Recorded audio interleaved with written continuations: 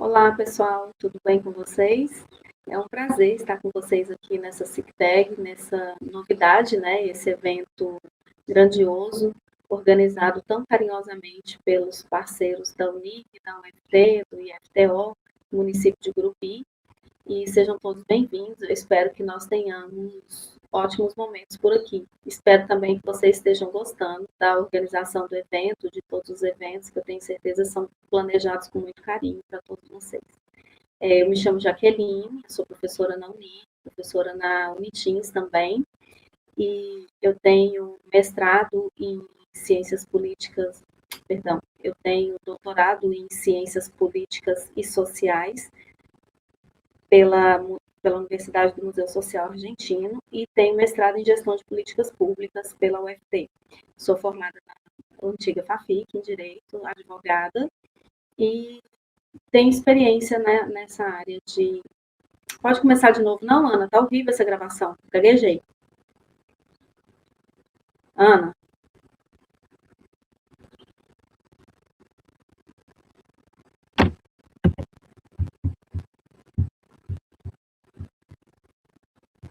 começar de novo essa gravação, tá? Aí vocês editem isso aí depois, tá bom?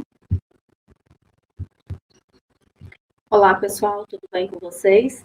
Sejam todos bem-vindos a esse evento SICTEG, esse ano cheio de novidades, né? Com essas questões de pandemia, nós estamos totalmente online e eu gostaria de agradecer a participação de todos vocês, desejar as boas-vindas. Espero sinceramente que vocês estejam gostando dos eventos que são pensados carinhosamente para todos vocês.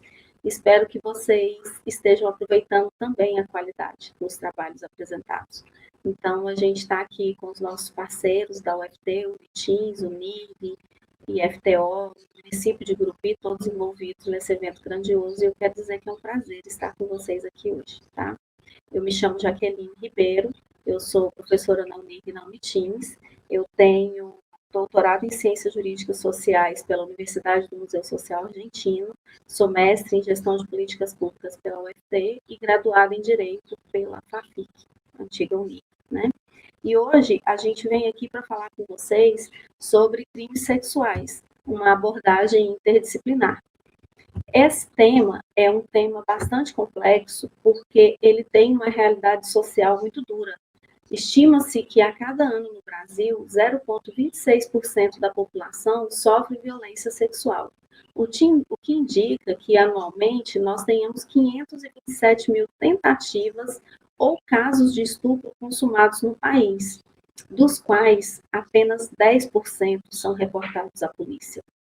Tal informação ela é consistente com os dados do Anuário do Fórum Brasileiro de Segurança Pública, cujos últimos dados são do ano de 2019, né?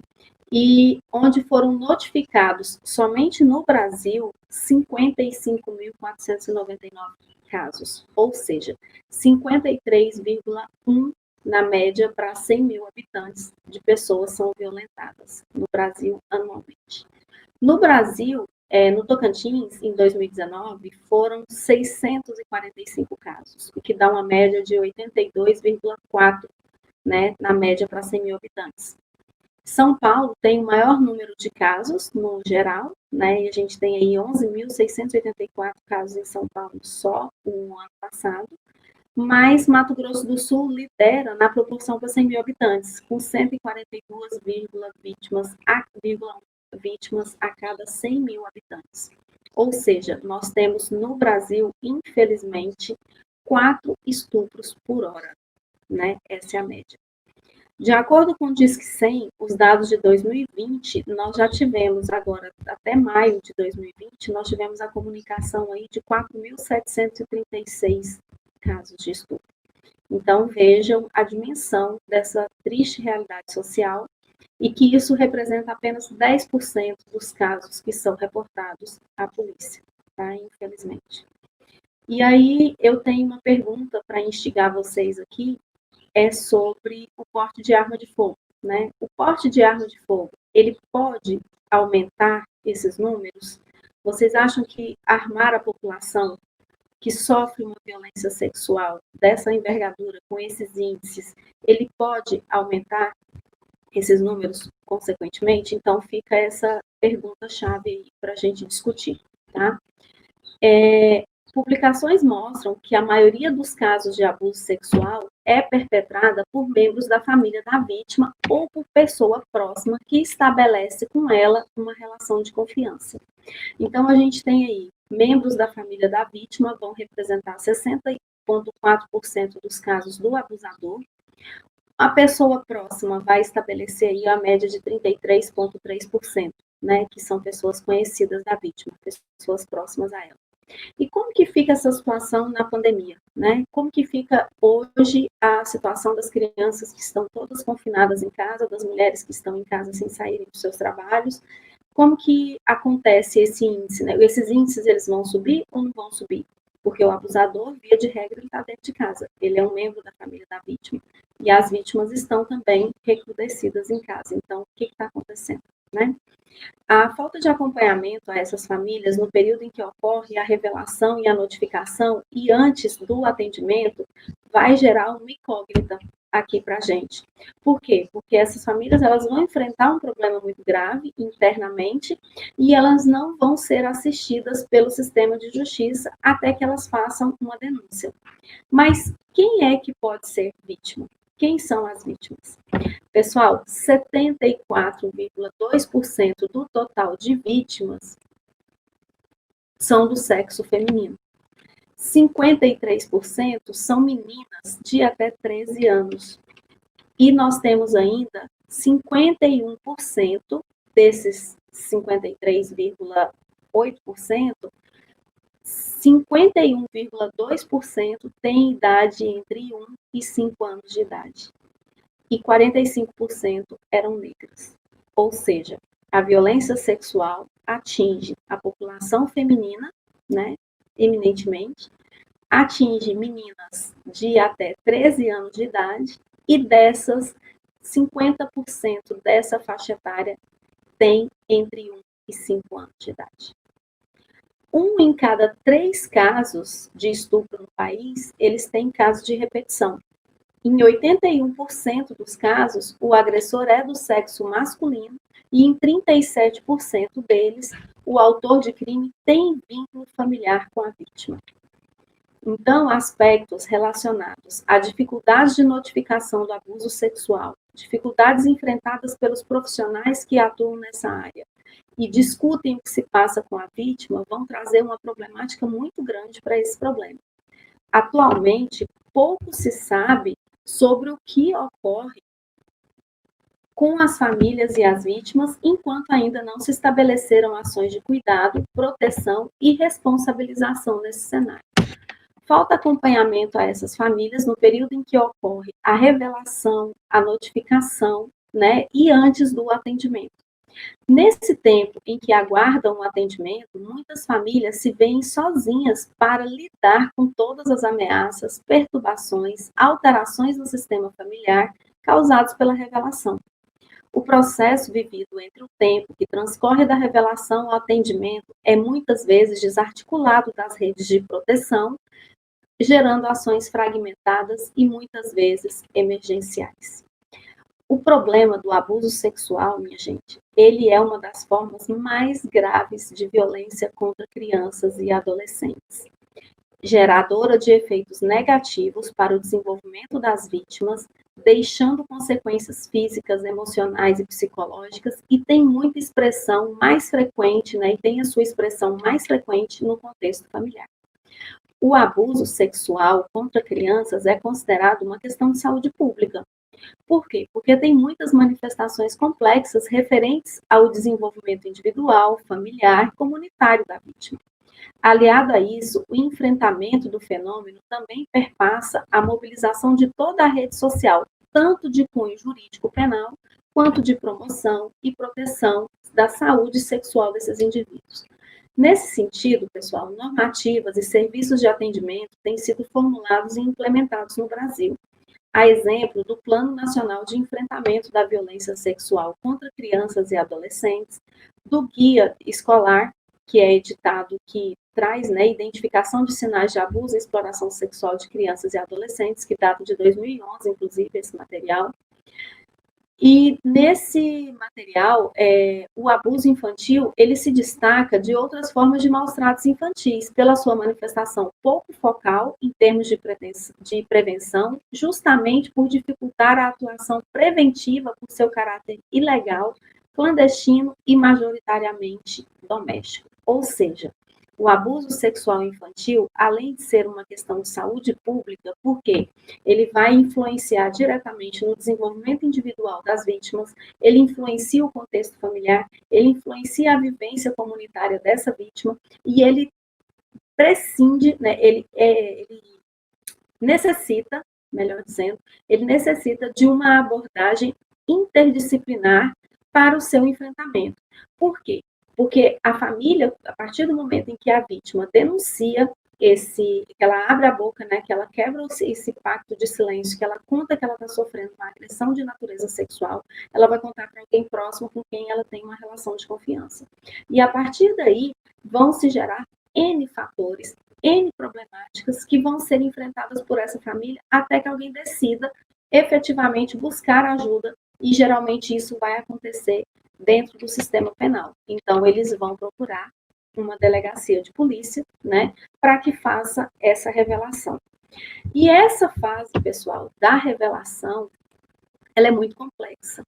Essa fase da revelação, os estudiosos, eles dividem em 3 momentos. Então, a gente tem aqui a pré-revelação, né, a revelação propriamente dita e as repercussões da revelação.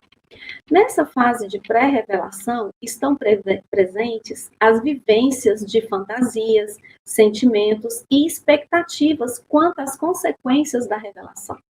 A vítima, ela faz um julgamento com relação ao que ela viveu com o abusador, ao fato de não ter conseguido dizer não e aos significados que ela atribui a isso. A criança ou o adolescente vitimado avaliam também os sentimentos e sensações boas ou ruins vivenciadas na situação do abuso sexual. Então, essa fase, a vítima ela vai enfrentar um conflito interno muito forte, muito expressivo.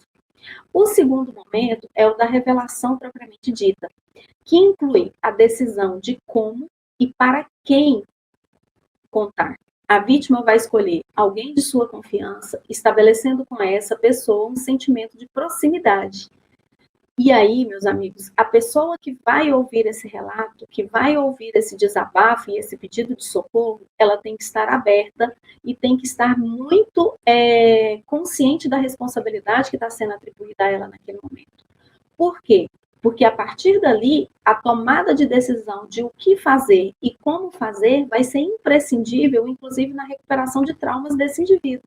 Por quê? Quando a vítima chega a apontar para alguém que a vítima é desacreditada, ela é duvidada, ela é colocada em xeque nas afirmações que ela está fazendo, aquilo ali já se mostra também como uma forma de violência para ela.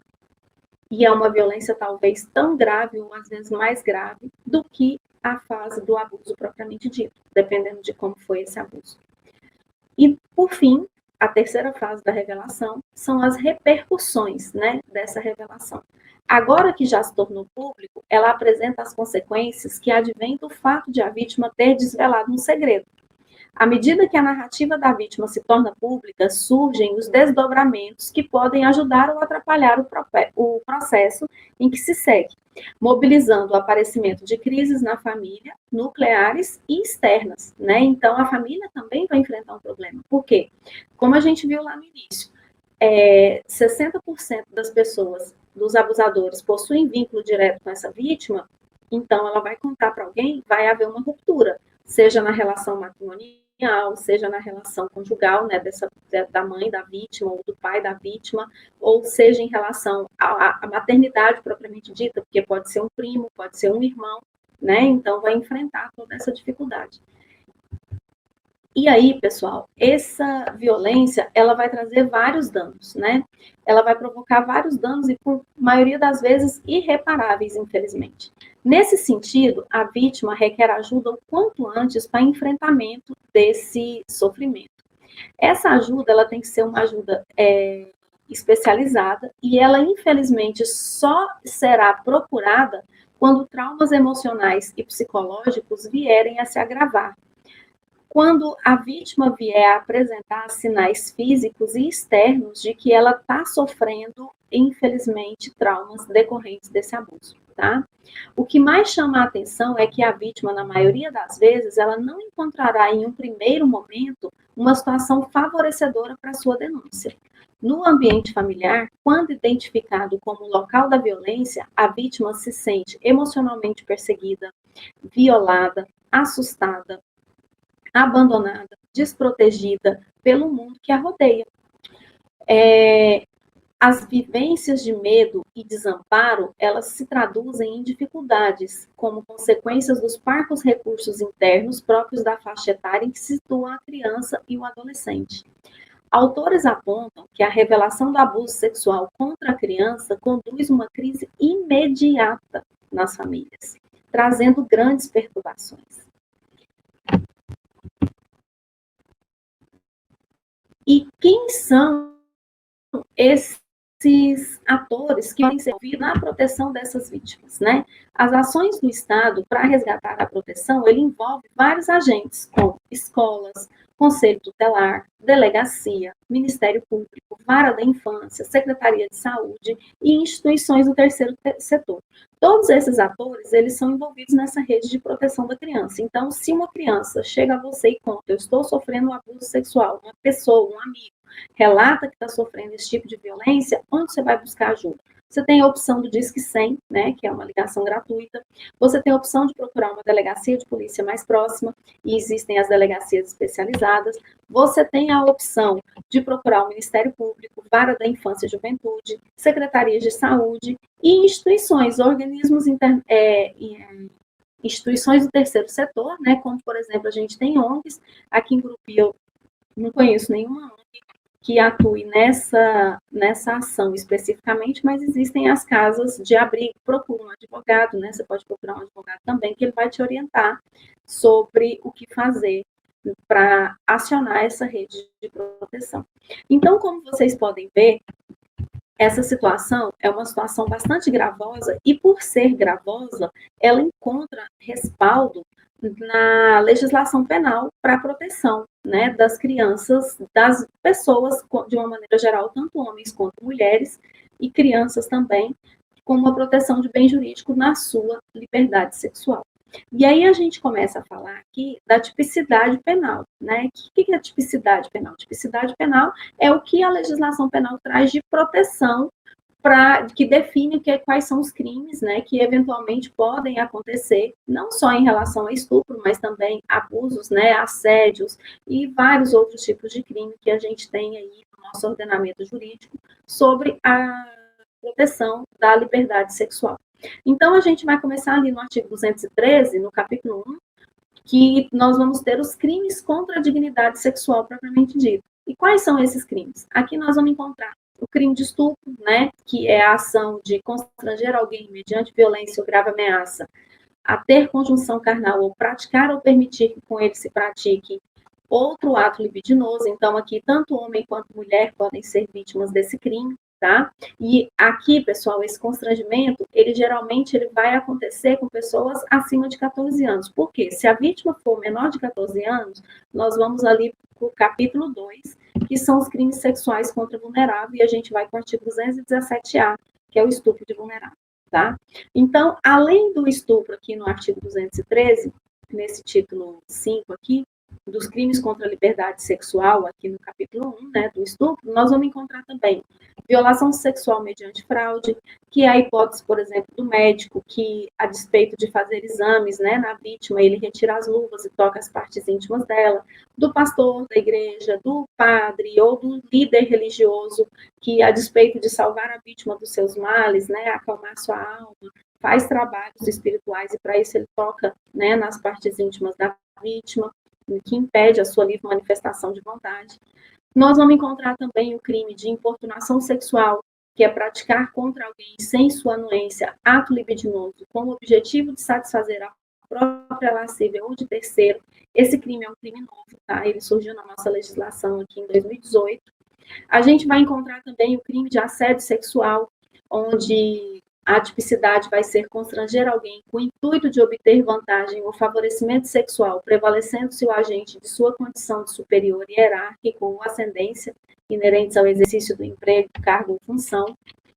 E aqui, pessoal, na exposição da intimidade sexual, no capítulo 1A, nós vamos encontrar um registro não autorizado de intimidade sexual. Nesses tempos de comunicação remota, né, nesses tempos de incremento das relações sociais por meio das redes sociais e facilidade de smartphones, comunicação de uma forma geral, a gente trouxe também um tipo novo, que é de 2018, esse tipo ele foi criado em 2018, que consiste em produzir, fotografar, filmar ou registrar por qualquer meio conteúdo com cena de nudez ou ato sexual ou libidinoso de caráter íntimo e privado sem autorização dos participantes. E na mesma pena vai incorrer quem realiza montagem em fotografia, vídeo, áudio ou qualquer outro registro com o fim de incluir pessoa em cena de nudez ou ato sexual ou libidinoso de caráter íntimo. Então, prestem atenção aqui que o compartilhamento sem autorização de imagens, né, com conteúdo de cena de sexo ou nudez, ou de caráter libidinoso, sem o consentimento da vítima, ele também implica um crime.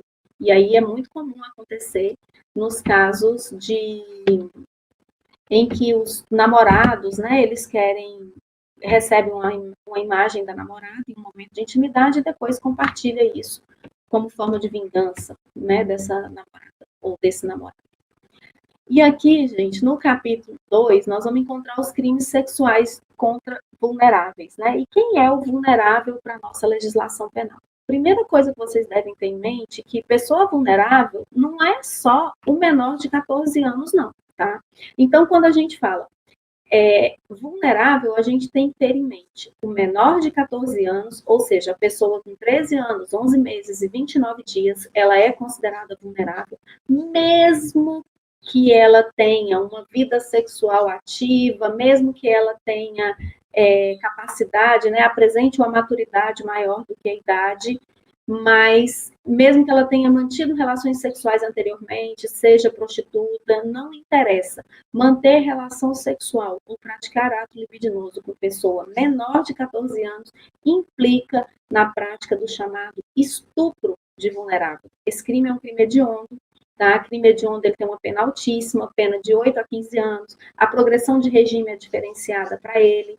O próprio sistema punitivo, ele vai rechaçar com muita violência, com muito rigor, a prática desses crimes. Então, quando a gente falar, voltando no conceito de vulnerável, pessoa menor de 14 anos, quem que por enfermidade, o que é enfermidade? Doença, né? Ou deficiência mental, não tem o necessário discernimento para a prática do ato, ou seja, a doença mental ou a enfermidade impede a pessoa de manifestar livremente o seu consentimento, e aí nós vamos partir para qualquer idade, é vítima de 40, 50, 100, 80 anos, pode ser vítima se ela estiver enferma ou deficiente mental e não pode consentir na relação sexual, tá? Tem um exemplo, infelizmente, que aconteceu com uma jovem que estava na UTI no hospital em Goiânia no ano passado, e ela foi abusada pelo técnico de enfermagem. Ela estava sedada, né? E aí as câmeras de segurança mostram que o técnico de enfermagem entra na UTI, fica um tempo lá dentro e ele toca nas partes íntimas dela enquanto ela está sedada. Nesse caso, estupro de vulnerável, tá? Ele toca nas partes íntimas. Vejam, ele não penetrou. Pode ter penetração do pênis na cavidade vaginal, tanto pode ser através de toque nas partes íntimas da vítima ou fazer com que a vítima toque as partes íntimas do autor, tá bom? Então, isso tudo aí vai configurar estupro de vulnerável. Além da pessoa enferma ou deficiente mental sem o necessário discernimento para a prática do ato, ainda são consideradas vulneráveis pessoas que não possam, por qualquer outra causa, oferecer resistência. E o que é essa outra causa que não posso oferecer resistência? Vamos pensar aqui numa pessoa que está numa balada, né? Muito comum entre jovens da faixa etária de todos nós aqui, e nessa eu me incluo, eu sou novinha, né? Todos nós estarmos numa balada e a gente começa a beber, ingerir bebida alcoólica. Ingere bebida alcoólica, a pessoa não perde um pouco a lucidez, a consciência, ela fica confusa e ela não sabe direito o que está acontecendo com ela. ela está vulnerável naquele momento? Está vulnerável naquele momento, sim.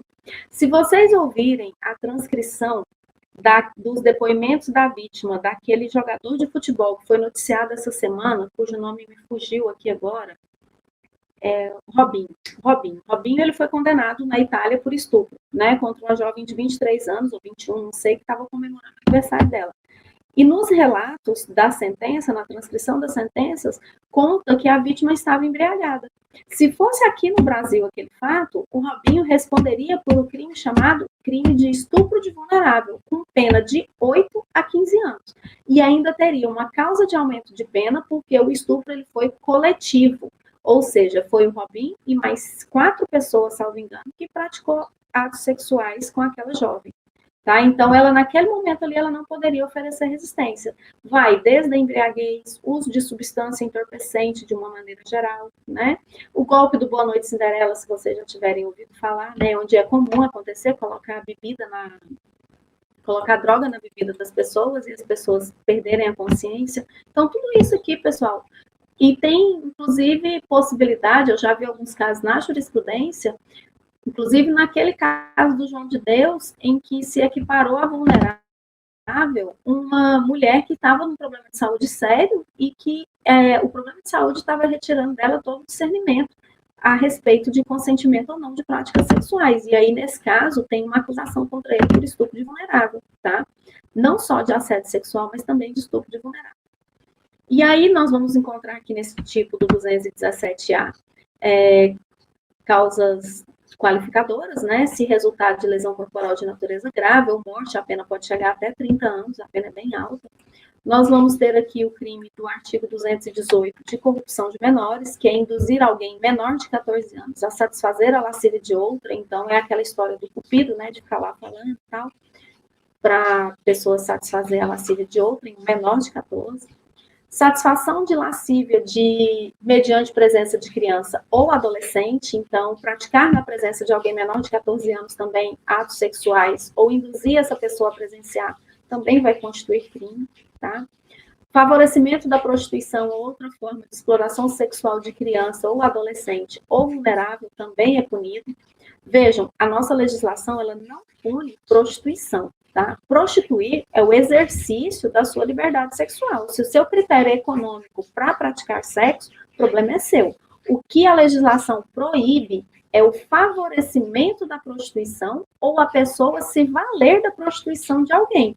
Então, você ficar auferindo rendimentos, auferindo lucros e fazendo sustentar da prostituição de alguém. Isso é que é proibido na nossa legislação. Isso sim é considerado crime, tá bom? Então, a gente continuando aqui, nós vamos ter divulgação de cena de estupro, ou de sexo, ou de estupro de vulnerável, ou de pornografia, também é tipo penal novo, inserido aqui em 2018, né, na nossa legislação. O capítulo 3, ele foi revogado, essa revogação aconteceu lá em 2005, por questões de política criminal. E aí, as disposições gerais aqui do capítulo 4, nós vamos encontrar a ação penal. Hoje, todos os crimes sexuais, eles são de ação penal pública incondicionada. E vamos encontrar também umas causas de aumento de pena, onde essas causas de aumento de pena, elas vão se aplicar para todo e qualquer crime que eu já falei até agora com vocês, tá? Então, a pena pode ser aumentada de quarta parte se o crime é cometido em concurso de 2 ou mais pessoas, de metade se o agente é ascendente, padrasto, madrasta, tio, irmão, cônjuge, companheiro, tutor ou curador, preceptor ou empregador da vítima, ou por qualquer outro título tiver autoridade sobre ela, e de 1/3 a 2/3 se o crime é praticado mediante concurso de 2 ou mais pessoas ou para controlar o comportamento social ou sexual da vítima, que é o chamado estupro corretivo. Então, meus amigos, vejam que, apesar desses crimes, apesar da gravidade desses crimes, de ser tipo penal, né, de ser punido como crime, de ser punido de uma maneira bem severa, que são crimes hediondos, sujeito à progressão de regime diferenciado, ter causa de aumento de pena, esse crime, a legislação por si só ela não inibe a ocorrência desses crimes. Porque se a pessoa bem pensasse, era melhor matar alguém do que estuprar, né, se ela fosse fazer essa avaliação do medo da sanção penal, se ela fosse mensurar o tipo de pena que ela pode receber lá na frente, ao invés de estuprar uma criança de 1 ano, um bebê de 2 meses, 3 meses, ao invés de violentar uma mulher ou uma pessoa que está doente, mata. Porque o crime de homicídio ele vai ser punido de uma forma menos severa do que um crime contra a dignidade sexual. Entenderam isso? Proporcionalmente, as penas aqui são muito mais gravosas. O regime, a punição, ela é bem mais rigorosa. E eu não estou defendendo que não seja, não. Eu só estou fazendo esse destaque, tá? Porque, apesar disso tudo, só no Brasil, ano passado, foram quase 6 mil casos. Esse ano, nós já tivemos, até maio, quase 5 mil ocorrências. Então, vejam que o problema não é de legislação. O problema é de sociedade. É muito além do que simplesmente dizer é crime, tem que morrer na cadeia, tem que punir. Tá? Até chegar lá, só 10% dos casos vão chegar lá. 90% está aqui na impunidade. Então, vamos pensar, né, se o nosso problema é de legislação ou se o nosso problema é de comportamento social, efetivamente. E seguindo aqui nas nossas disposições, né, do Código Penal, do que vem a ser a punição para esse tipo de crime, a gente vai encontrar aqui também no capítulo 5, o lenocínio e tráfico de pessoas para fins de exploração sexual. Nós vamos encontrar mediação para servir a lascívia de outrem, favorecimento da prostituição ou outra forma de exploração sexual, como eu falei para vocês também. Também o que é punível é a pessoa se beneficiar da exploração sexual do outro, né? A pessoa se vender por si só, não, isso é fato atípico, desde que seja maior e capaz, né? Manter por conta própria casa de prostituição é crime. Rufianismo, que é tirar proveito da prostituição alheia, também é crime. Promoção de migração ilegal, né? Entrada, ingresso e saída de brasileiro ou estrangeiro do território nacional em países estrangeiros, também é crime, e esse crime está meio deslocado aqui nesse capítulo. E aí a gente passa ali para o capítulo 6, que são o ultraje público ao pudor. Isso aqui, pessoal, ainda é um pouco do ranço da sociedade do Código Penal lá de 1940, porque o Código Penal, quando ele foi criado em 1940 e esses crimes, eles eram punidos, né? O Código Penal ele foi pensado na moral pública, na moral da sociedade lá de 1940, que nada encontra de resguardo na sociedade atual. Por exemplo, praticar ato obsceno em lugar público, aberto ou exposto ao público. O que é ato obsceno? Isso aqui é um ato obsceno. Então, isso aqui, você praticar esse ato obsceno em lugar público, aberto ou exposto ao público, eu vou estar incidindo em crime com detenção de 3 meses a 1 ano ou multa, tá? Fazer, importar, exportar, adquirir ou ter sob sua guarda para o fim de comércio, distribuição, exposição pública, escrito, desenho, pintura, estampa ou qualquer objeto obsceno, detenção de 6 meses a 2 anos ou multa. Vitrine de sex shop. Vitrine de sex shop não pode ter lá estampado, né, os brinquedinhos, os toys lá da vitrine, tem que ser escondido. Da mesma forma, revistas, né, que são revistas pornôs, que tem geralmente pessoas nuas na capa, as partes íntimas têm que ser tampadas, porque senão a gente vai estar incidindo aqui nesse crime do artigo 234 lá, tá?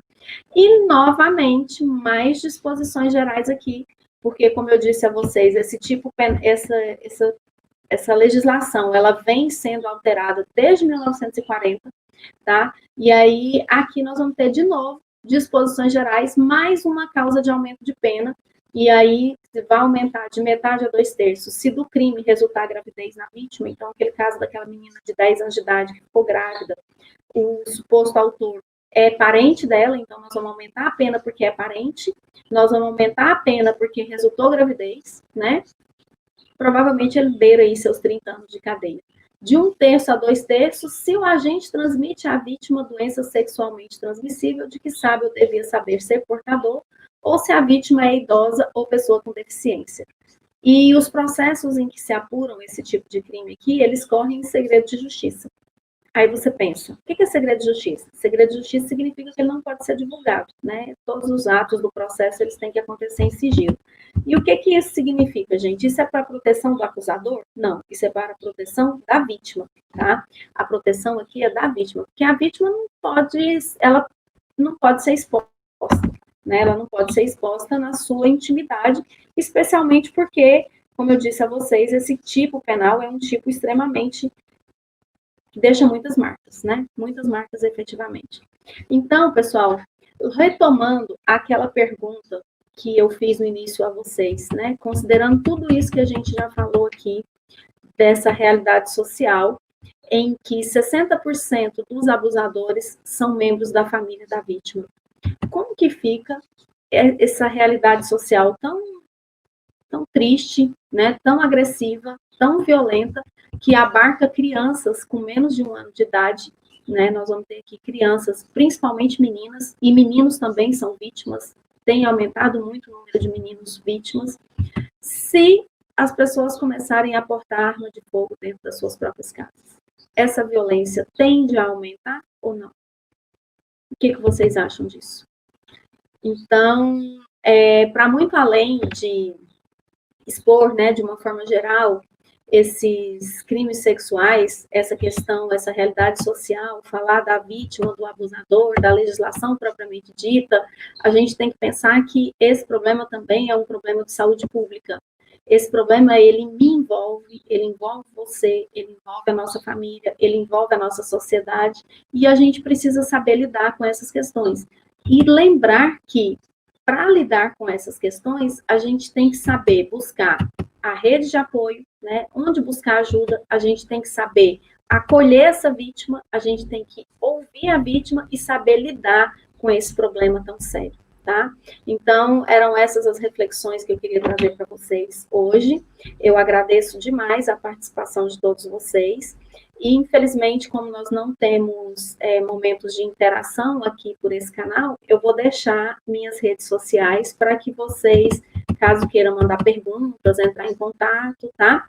Meu Instagram é jaque_ribeiro, tá? Pode me seguir lá no Instagram. E pode mandar e-mail também, caso você tenha alguma pergunta sobre esse assunto, é jaquepaiva1@hotmail.com, tá bom? Foi um prazer falar com vocês, um abraço e obrigada a todos.